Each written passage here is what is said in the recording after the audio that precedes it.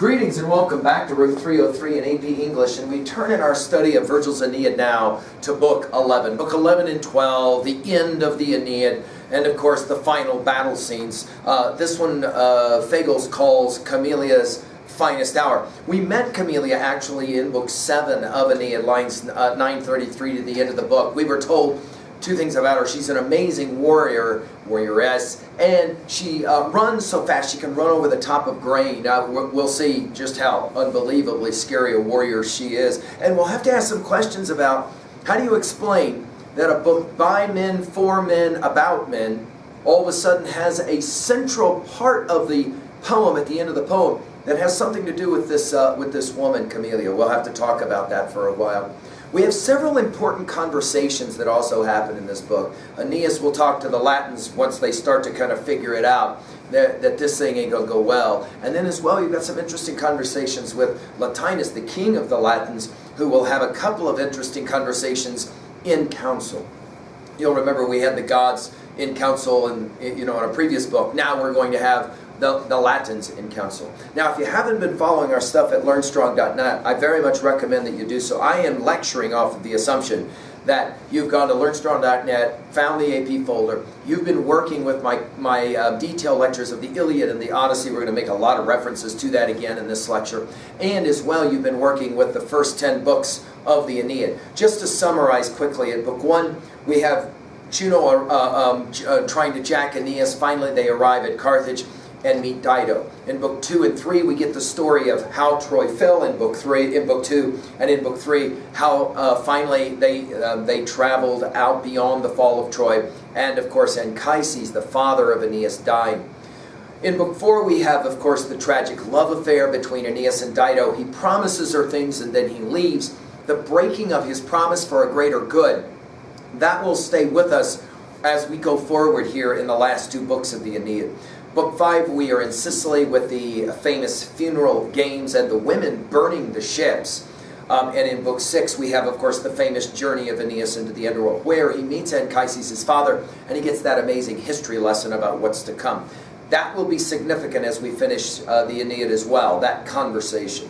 In Book 7, we have Aeneas with, finally, Latinus, who, of course, is going to factor heavily here. We're going to have Juno with Alecto, the Fury, who is going to so upset Queen Amata and Turnus that this whole thing's going to turn into a major conflict.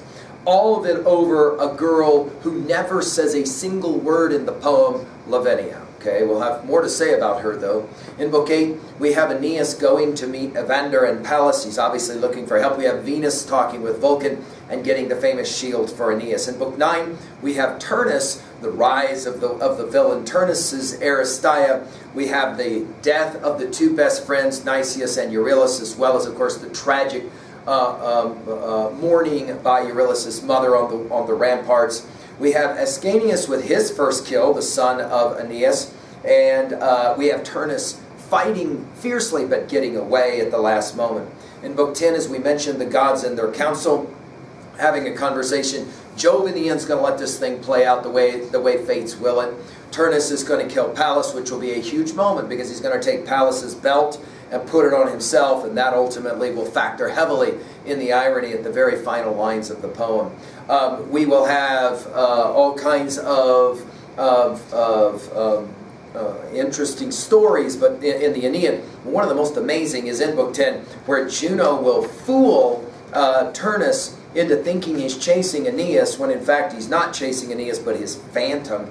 And then, of course, at the very conclusion of Book 10, we got dead bodies lying all over the place, which obviously is going to beg the question about funeral pyres and burials and all of that. We will pick that up in Book 11.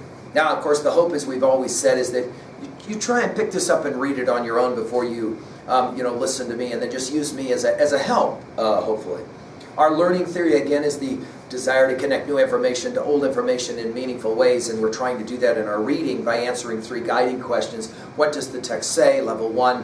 What does the text mean? Level 2. 2A, themes, messages. 2B, the rhetorical level. And here we're looking at how Virgil especially deals with issues of symbolism and irony. We'll have a number of observations to make about that from this book as well.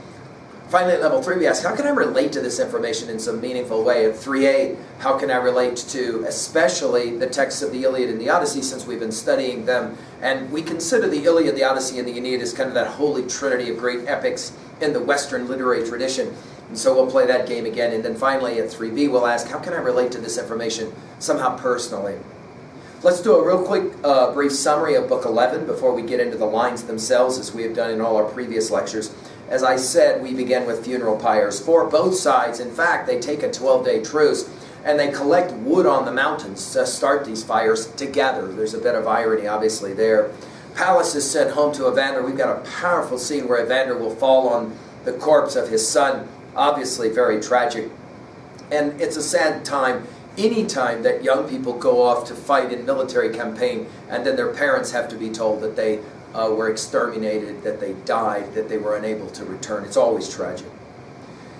The next thing we hear comes first in the form of Diomedes, the great Greek warrior at the walls of Troy. That Diomedes, who in Book 10 of Iliad, along with Ulysses or Odysseus, chopped off Dolan's head and all of that Diomedes, the Diomedes that wounded Aphrodite in battle, that Diomedes, he says he's gonna have nothing to do with this contest between the Latins and the Trojans. We then have the famous Council of Latinus, and he brings together, ironically he says after the fact, I wish I had done this originally, but he brings together all of the major thinkers, and we got 3 voices that immediately are heard. The first one is Venulius, and he's the one who went to Diomedes, and Diomedes said, first of all, I am not getting involved, and second of all, you do not want to mess with that Aeneas. For Virgil, he has Diomedes say that the only warrior in second in power at the walls of Troy, the only warrior that was somehow better than Aeneas was Hector himself. Wow. Now obviously we didn't see that in our reading of the Iliad, but it does work well for Virgil. We then will have Latinus, and he will say, you know what, I agree. Let's go ahead and do this peace treaty. Let's give the Trojans some land and call it a day. We're done with it.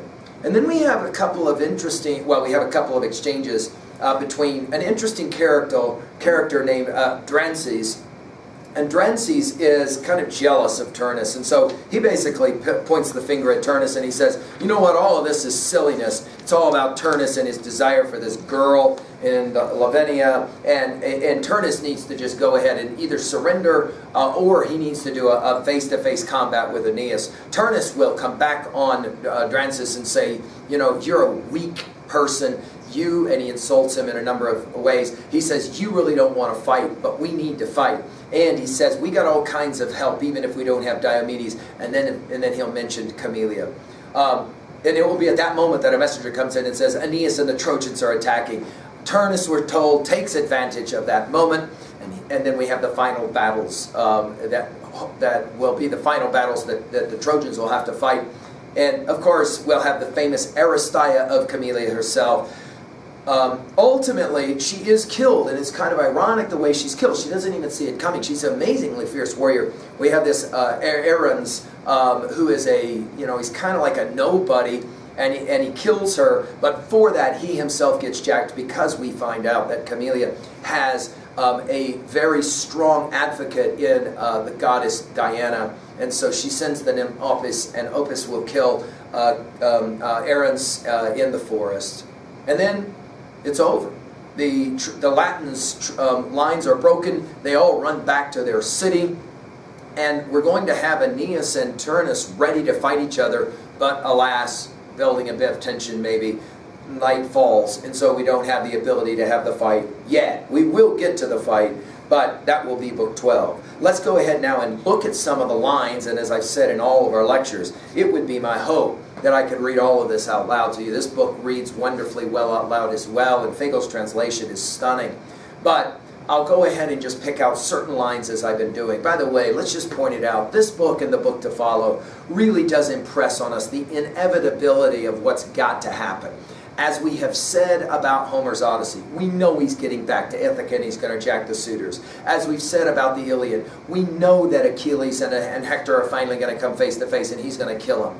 Still, even though it's inevitable, the poet who has genius, and certainly Homer and Virgil have that genius, can create a sense of tension. So let's kind of watch in some ways how this happens. Aeneas is upset, we're told right away, by all of the death that surrounds him, and will take the armor of Mezanthus, who Aeneas killed at the very end of the last book. It's hung as a trophy on a tree, and this apparently was one of the ways that you kind of demonstrated your valor. And we are then ready for the first of several speeches by Aeneas. I'm at line 18 or so. He says to his troops, to the Trojans, "What magnificent things we've done, my friends. Dismiss all fears for what's still left to do." The hardest part, maybe he's saying, is over. "These are the spoils stripped from a proud king, our first fruits of battle. This is Mezanthus, the work of my right hand. Now, on we go to the Latian king, his city walls. Sharpen your swords with heart and pin your hopes on war." This, of course, resounding language for Roman soldiers. "No taking us off guard, no hanging back. No dread must cripple our steps with anxious second thoughts when the gods allow us to pull our standards up, strike camp, and move the army out. But now, commit our friends' unburied bodies to the earth, their only tribute down in the depths of hell. Go." We know this from Book 6, that we have to make sure that we give proper burial, or those poor souls for 100 years are going to stand on the wrong side of the river Styx trying to get across, right? So we're told, "Go," he says, "deck with funeral gifts those heroes' souls," line 30, heroes' souls. "They won this land for us with their own blood. But first, send Pallas home to Evander's grieving city, a soldier who never lost heart when the black day swept him off and drowned him in bitter death." We're told that Aeneas will say this in tears a couple of different times. He will lament as he is sending Pallas off. "Child of heartbreak," line 47, "was it you whom fortune denied me, coming to me all smiles? Now you will never live to see our kingdom born, never ride in triumph home to your father's house, a far cry from the pledge I made Evander for his son, embracing me as I left that day he sent me out to win ourselves an empire." And then, of course, we have the journey of the corpse of Pallas with 1,000 men. Amazing simile at line 80, that there, like a flower cut by a young girl's hand, some tender violet bloom or drooping hyacinth spray, its glow and its lovely glory still not gone, though Mother Earth no longer nurses it now or gives it life. We've seen this word picture of death is like drooping flowers a number of times, brilliantly used by Virgil. The robes made by Dido will go with the corpse of Pallas, and of course the boys who will be sacrificed as payback, although not in the same way quite so vivid as in the Iliad. We know that it's coming. And then we have at line 105, "There follows an army of mourners, Trojans all, and all the Tuscans, all the Arcadians march with arms reversed. After the long cortege of Pallas's friends had moved on well ahead, Aeneas drew to a halt, groaned from his depths, and spoke these last words. The same dark fate of battle commands me back to other tears. Hail forever our great Pallas, hail forever and farewell." Aeneas said no more, we're told, but he strode to his ramparts back to camp. We should point out that we have an interesting dynamic parallel between Achilles losing Patroclus and Aeneas losing Pallas. And while he's deeply moved by the death of Pallas, he is still conscious and aware of how important it is that we keep going. We got to keep fighting, in other words. So this is what that pietas idea means, right? In other words, even in grieving, Aeneas is going to keep fighting, right? We are told then that the Latins will come to him at line 120 or so and begin to address and pursue for some kind of truce. We get the mention of good Aeneas at line 125 or so, and he grants the appeal, and he speaks to these guys, and he says right away, "We are friends," he says. He says, "I don't want to make war with your people," at line 130. "It's your king who renounced our pact of friendship, choosing to trust to Turnus' force of arms. Why, it would have been fairer for Turnus to meet this death," talking about Pallas, right? "If the soldier means to finish off our war by force to rout the Trojans now, he should have clashed with me and my weapon, then in combat man to man." Of course, we think about the time in the Iliad when Menelaus and Paris decide to go one-on-one against each other. That notion will, of course, be how we finish the Aeneid. This answer for Aeneas and his willingness to let the Latins have proper burial for their troops and to take a 12-day truce. This really impresses the Latins, especially a new name for us, Drances. Drances will speak, and he will say, "Man of Troy, great in fame, greater in battle, how can I sing your praises to the skies?" Line 146. "What to command first, your sense of justice, your awesome works of war? Surely we'll carry back to our walls these words of yours with grateful hearts. And if fortune points the way, ally you with our king, Latinus. Turnus can find his allies for himself." And it's at this point that we realize that Drances and Turnus are obviously going to be on opposite sides. They have a 12-day truce. They work together to go and get the wood. And then we have the famous meeting of Evander with his son Priam, and his heart is broken, and the mothers are wailing for the return of Pallas. We have the father who will throw himself on Pallas at 175, clinging for dear life, and begin to speak. A far cry from the pledge you made your father Pallas, that you would do nothing rash the day you trusted yourself to the savage god of war. 181, line 181. How well I knew the thrill of a boy's first glory in arms, the heady sweetness of one's first fame in battle. But how bitter the first fruits of a man's youth, the hard lessons learned in a war so near at hand, and none of the gods would hear my vows, my prayers. This notion about lessons, again, reminds us that this is a poem that is instructional, didactic, a propedeutic, we have said. And so, to this degree, you have the tragedy of all tragedies. But he says it, "I don't blame the Trojans, and I don't blame Aeneas, nor do I think you merit any other burial rites than good Aeneas grants," he says at line 200, "and the Trojan heroes." In other words, he understands this is the nature of war. And he will continue. And he will say it this way at line 210, will help to explain the end of the poem. "Remember it well," he says to Aeneas, "the reason I linger out this life I loathe, Aeneas, now Pallas is dead and gone, is your right arm that owes, as you well know, the life of Turnus to son and father both. That is the only field left free to you now to prove your worth and fortune. I look for no joy in life.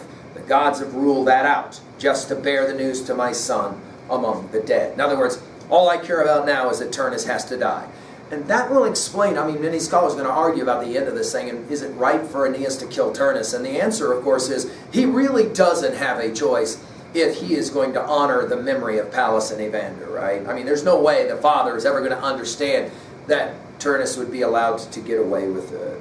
We have unbelievable amounts of funeral pyres. 3 times around all the pyres, Aeneas will go on pony, burning even of all this time, the stuff that the Trojans have won in battle, lots of it, they burn. And then at line 240, we've got the same thing on the other side, the grieving Latins. And some are buried in the earth, and some are burned. We're told all the rest they burn unnumbered and unsung, an enormous tangled mass of bloody carnage waits, and the wasteland far and wide lights up with fires, with pyre on pyre, striving to outblast the last. This notion of wasteland, put it in your notes at 3a. We will come back to this notion when we meet T.S. Eliot later, and the wasteland. April is the cruelest month, breeding lilacs out of the dead land, mixing memory and desire, stirring dull roots with spring rain. This idea of wasteland, and it's been portrayed powerfully by Virgil.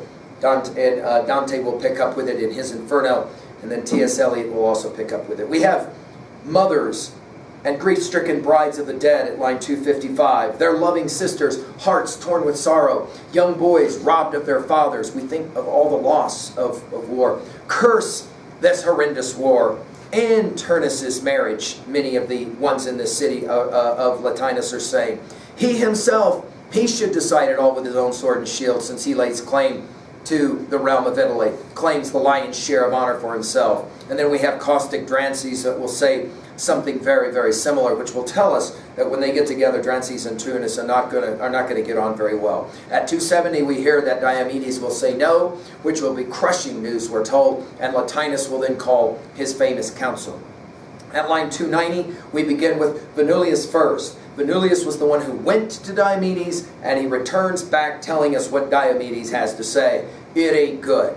Diomedes begins at line 300, speaking, of course, through Volunius. And Diomedes says, what deprives you now to shatter your blessed peace? In other words, what are you people thinking, right? He says, we, Greeks, who went to fight at Troy, we paid a tremendous price. And then he mentions so many of the Greek heroes. He mentions Menelaus, he mentions Ulysses, Ptolemus he mentions, and then finally he mentions, although he doesn't say the name, even the Mycenae commander of all Greece, 323. The moment he crossed his threshold, down he went at the hands of his wicked queen. We're back to Clytemnestra, of course, and Agamemnon. The conqueror of Asia, an adulterer crouched in wait to lay him low. Jesus, right? In other words, all of that. We're still coming back to those stories. And Diomedes continues. He says, I'm still stalked by the sight of terrifying omens. My comrades gone, flown off to the sky on wings, or they roam the seas as birds. In other words, the streams as birds. In other words, the cost of a 10-year war. He says, it's insane. He says,